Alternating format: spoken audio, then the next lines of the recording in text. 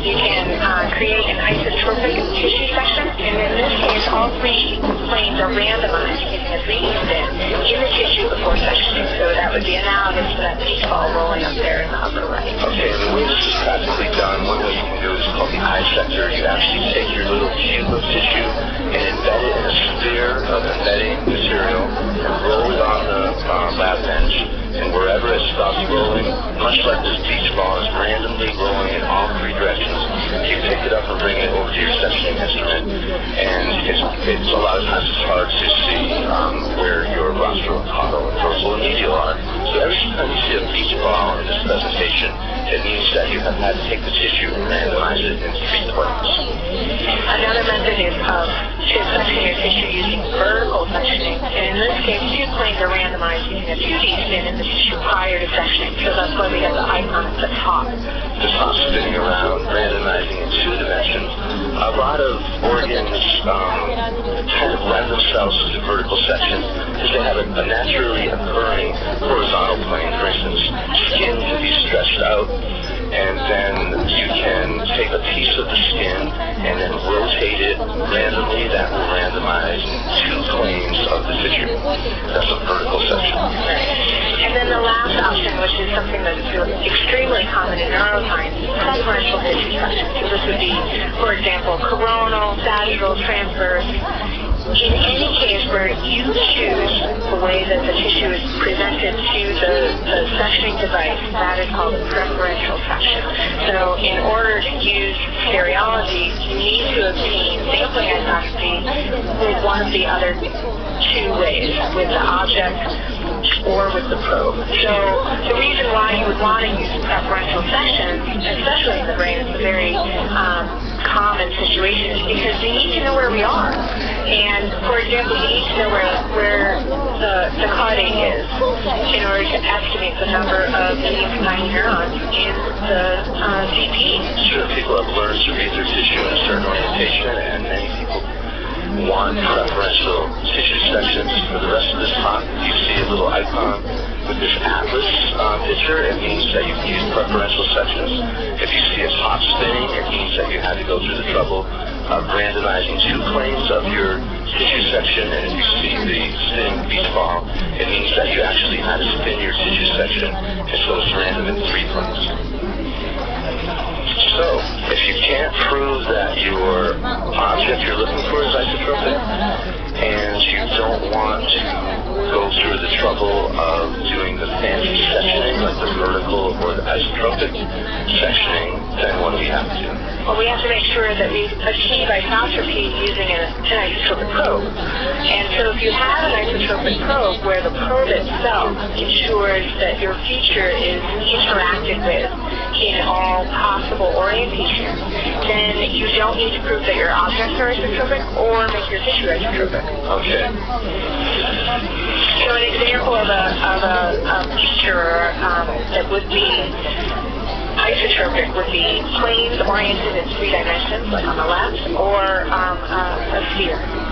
Yeah, before we move on, does anybody have any questions about this initial aspect that we've talked about before we start talking about which probes we recommend for each feature?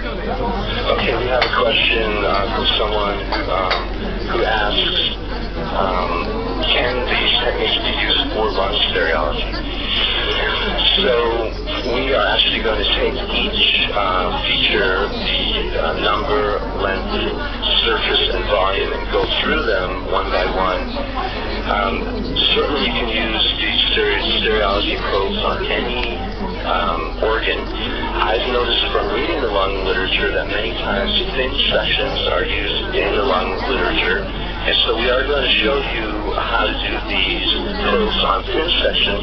We're also going to show you how to do them on thick sections where you can use the probe itself to be isotropic. So we're going to show you an example of how to estimate surface in the lung on both. It could be used in the lung on both a thin or a thick section.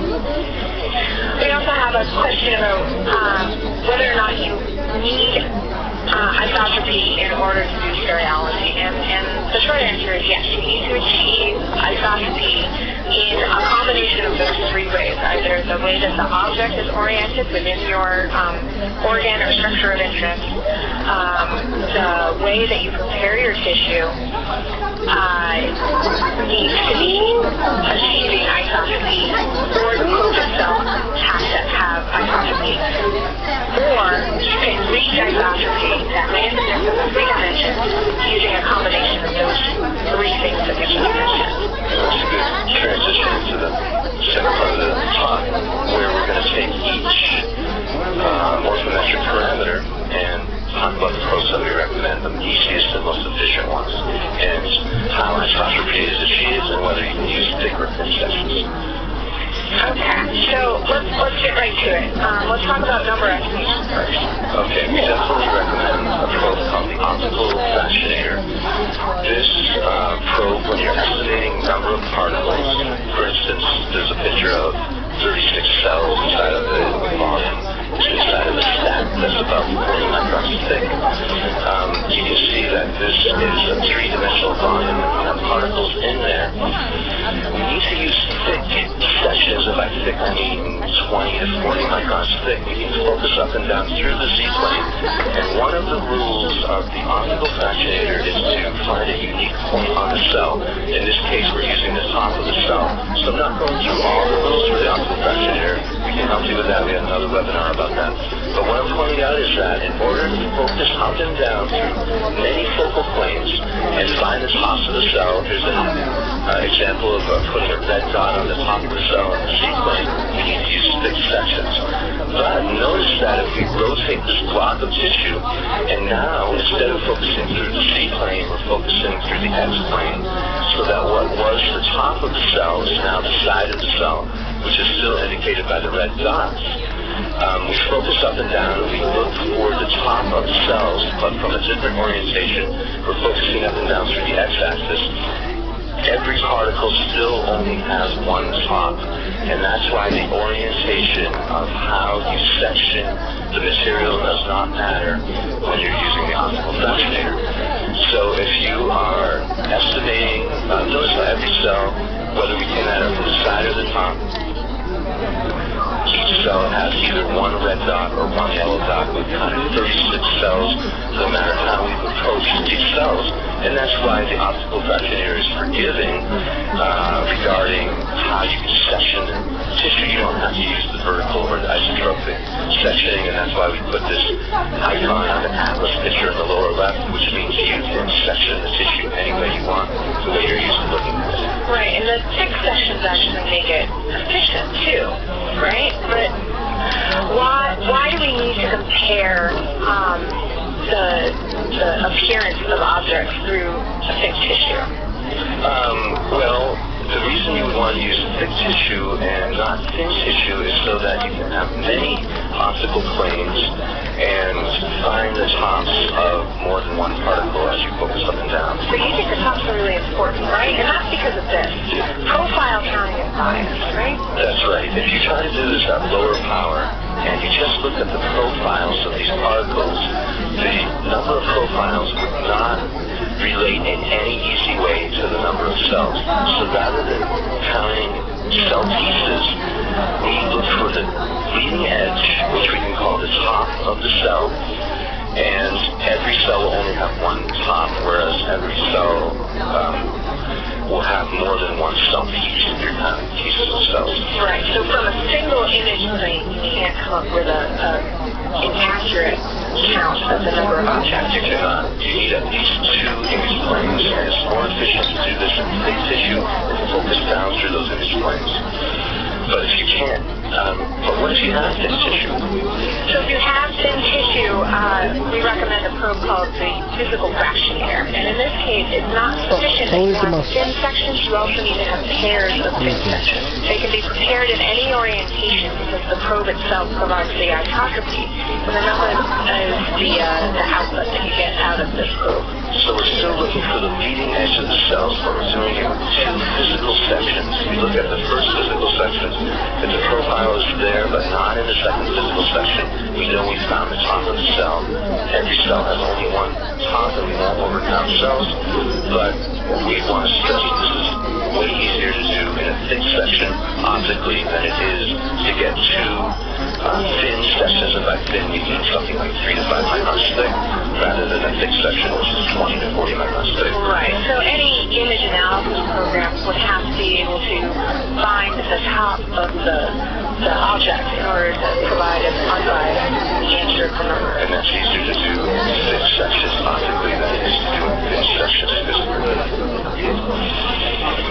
What if you're working on the bottom of a petri dish, for instance? In that case, you can use the fractionator technique. So in this way, you would do SRS sampling of a monolayer. This is going to be pretty familiar to use cell culture because it's very similar to how you would actually count the number of cells you're going to plate for your plating density using a chemocytometer. In this case, you're going to use the fractionator technique for your isotropy is provided via the probe, and your output is going to be number. Okay. So let's summarize estimating number with stereological probes. So for the optical fractionator, you can have your tissue prepared in any orientation. However, those tissue sections should be thick. The optical fractionator is very efficient. It's much faster to focus up and down at any given sampling site than to do it on more sites, on more sections, which is what you need to do for the physical fractionator, where you only have 2 planes that you're making a determination about. So if you can get thick sections, you can use this efficient optical fractionator. The physical fractionator is similar to the optical fractionator in that you can prepare your tissue in any orientation that you would like. However, you do need thin sections and they must be paired. An example of where you might need this is if you're working at the electron microscopy level.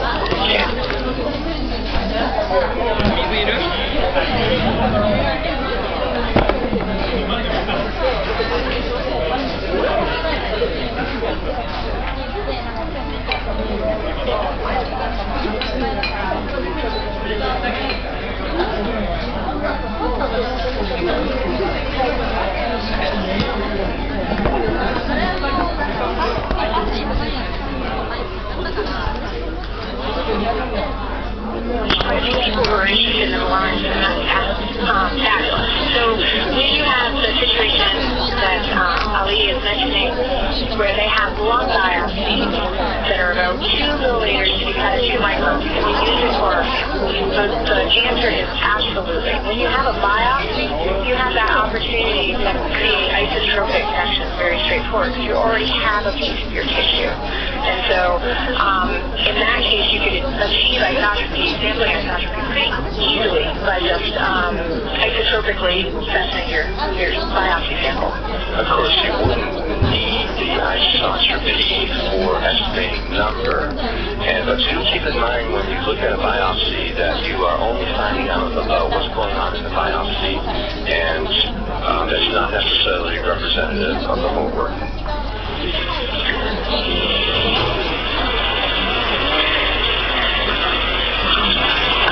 Regina asks how thick or thin a section can be, and that's a very important question.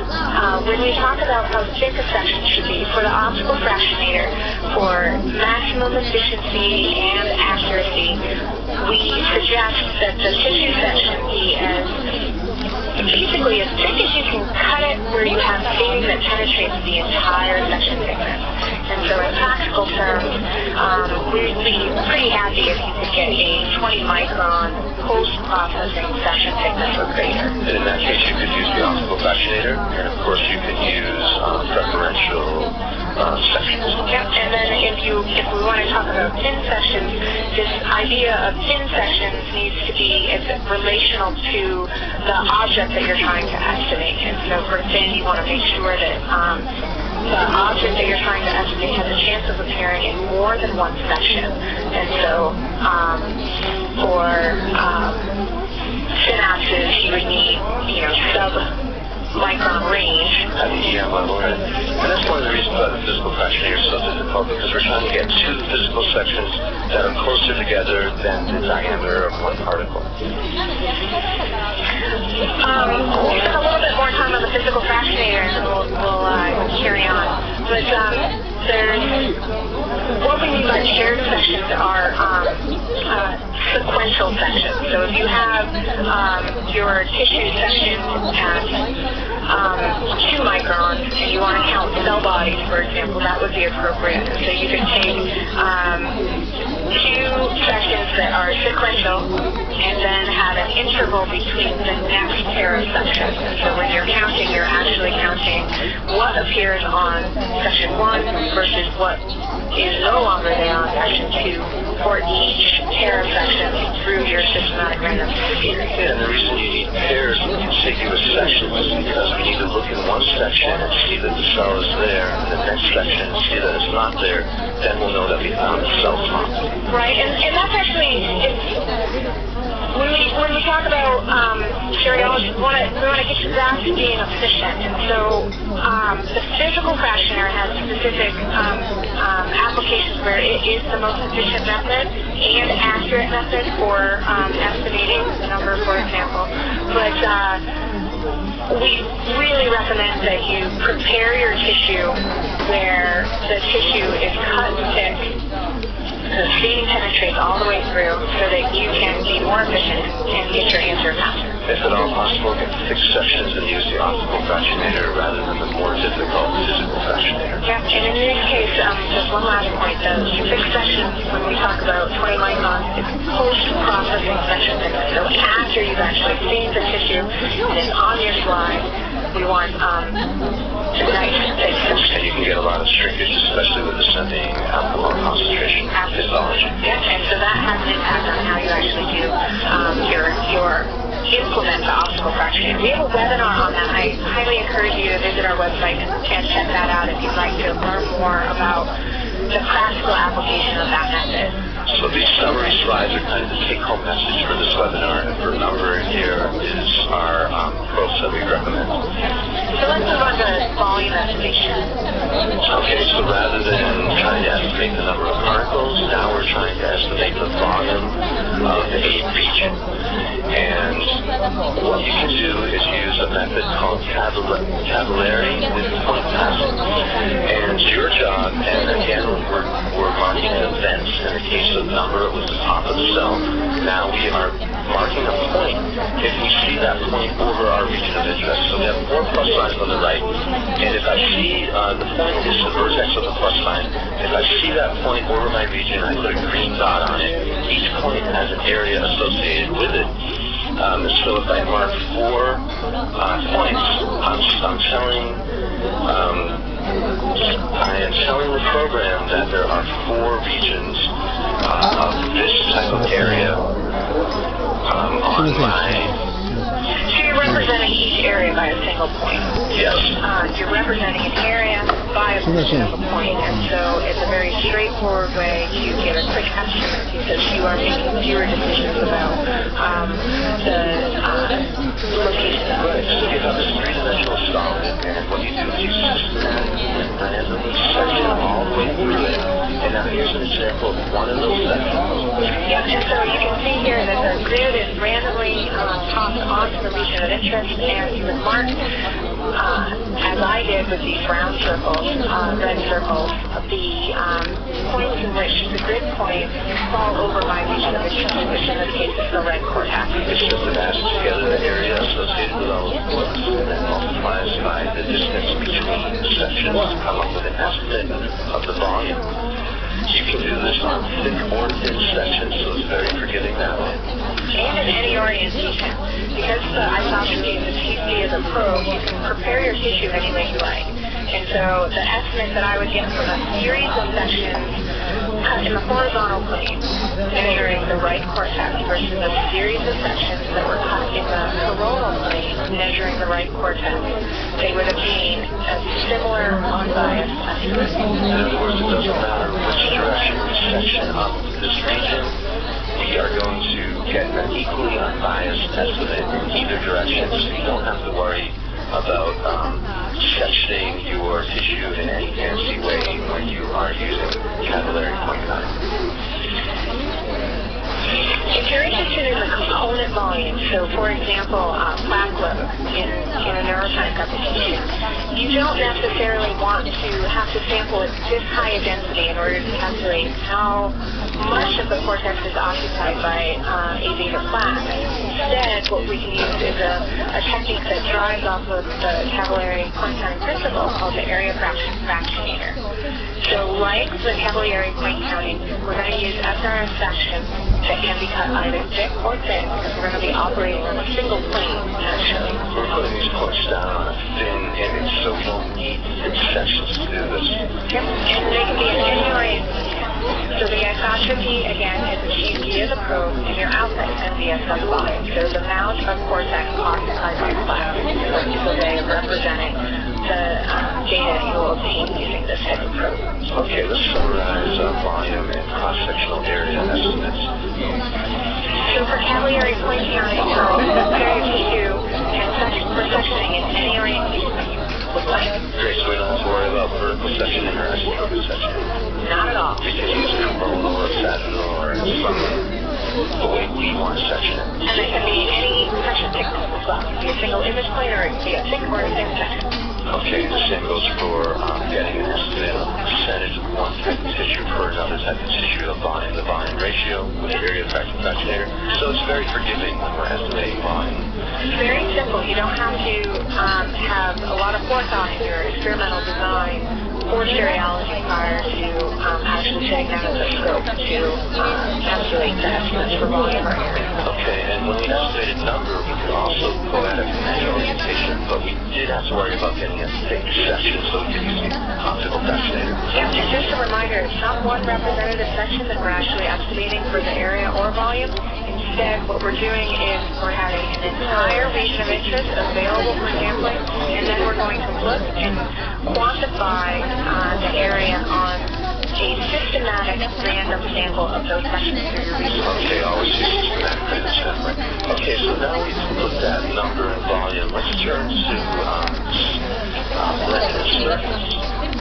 Sensory language. So before we go to length and surface, let's look at the volume of particles. So we were just looking at regional volume. And you may ask, well, why don't we just thoroughly section through the cell or the particle to point counting on it? And that brings up one of the tenets of stereology, which is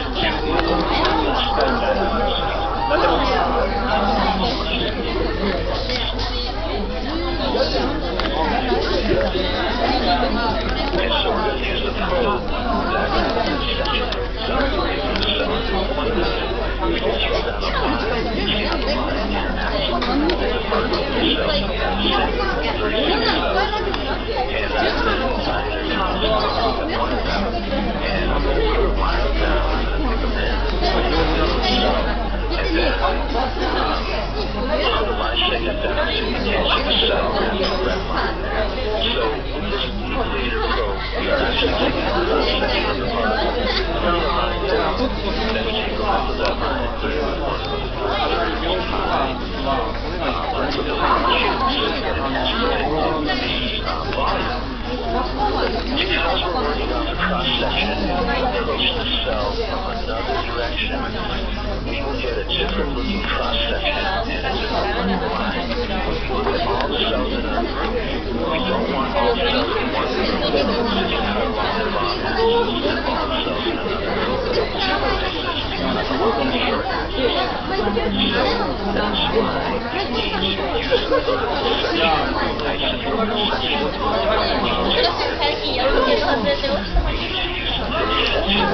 Because we want to take these cells without bias to the side of orientation. So we're going to use a dissector and a dissector as we these sections and assigning the cells to the nucleator. Then we use the nucleator and therefore it needs to do the same with each ball where your block tissue is randomly replaced or to the vertical section where it is randomly replaced. And if you use vertical section, you're going to have to show the software what the vertical direction is because it's going to slide into the line. take up photosynthesis. One of the directions is So what you're saying is that a combination of both fluid tissue or actually objects that are known to be regenerative, you have to achieve sampling diversity in some combination of ways for the nucleator cells to belong. Yes, you're right about that. If you use some cells or isotope space, give you a reference in at least one region where it's saying you don't do that, then you don't have to worry about the isotopic. But you don't want to cut these particles that no longer have a certain time or short tissue and make it isotropic or the isotopic nucleator, or you need to just spin that tissue to make it isotropic. We'll make up for the other plane with the probe, and that's called the vertical nucleator. This is a thing that gets skipped or applied in serology. You know, it gets something like that. This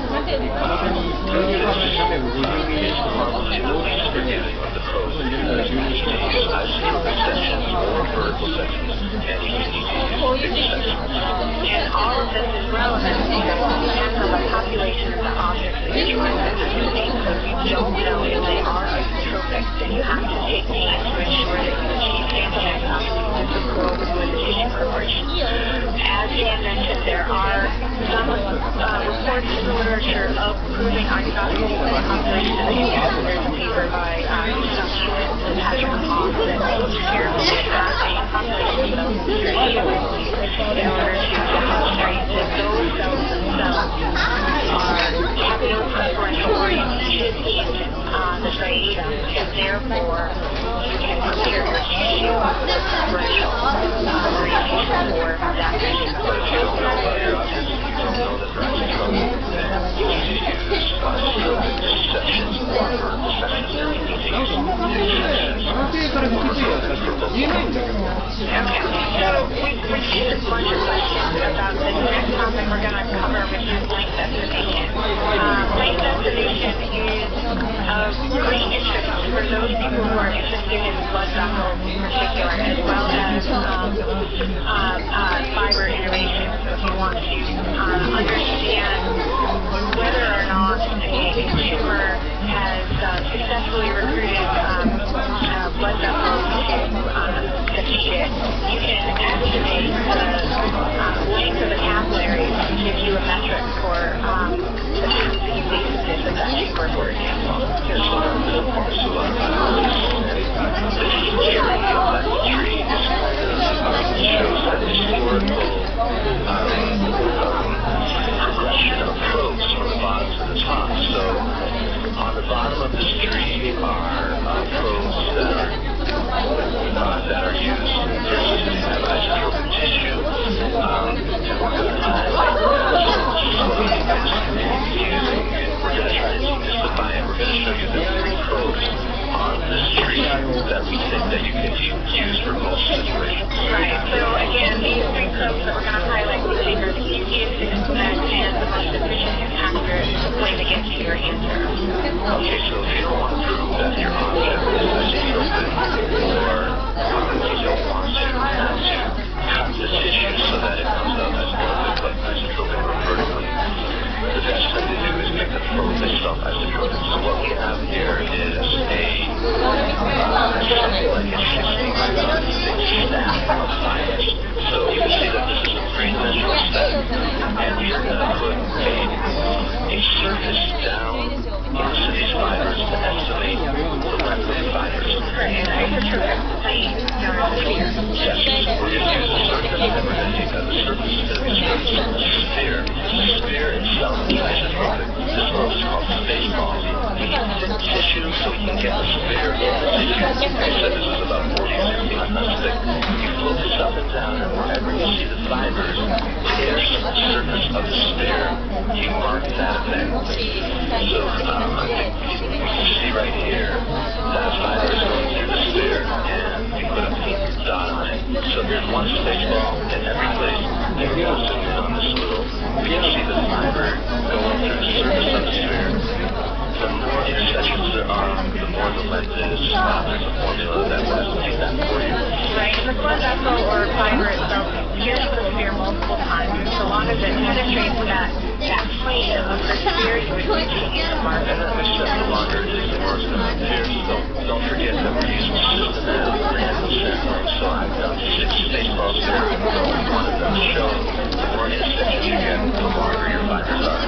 So we're using 6 sections so that we can use a probe that is itself isotropic. And that means we can use preferentially in the tissue.